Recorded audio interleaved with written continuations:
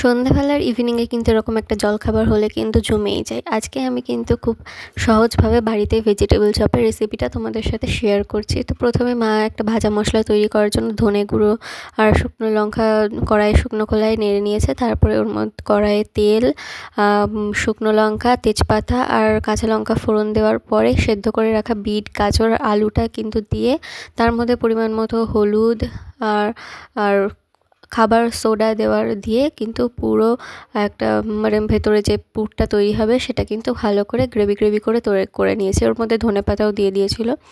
তো তার উপরে একটুখানি ভাজা মশলাও দিয়ে দিল। কড়াইয়ে যখন নাড়ছিল সেটা ভালো করে পুরো মিশ্রণটা তৈরি হয়ে যাওয়ার পরে মা আলাদা একটা বাটিতে বেকিং সোডা আর গোলমরিচের গুঁড়ো ভালো করে কিন্তু মিক্স করে নিয়েছিল। আর এদিকে দেখো পুরটা নামিয়ে কিন্তু ঠান্ডা করে দিয়ে দিয়েছে। আর এদিকে মা বিস্কুটের গুঁড়োটাও কিন্তু রেখে দিয়েছে কোটিংয়ের জন্য।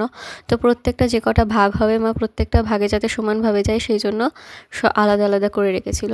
তারপরে মা বিস্কুটের গুঁড়োতে তারপরে আবার বেকিং সোডা, তারপরে আবার বিস্কুটের গুঁড়ো, বেকিং সোডা, বিস্কুটের গুঁড়ো দিয়ে ভালো করে সুন্দর করে নিজের মতন তোমরা যেরকম শেপে চাও সেরকম শেপে তৈরি করে আমার মা চপের মতন করেছিল।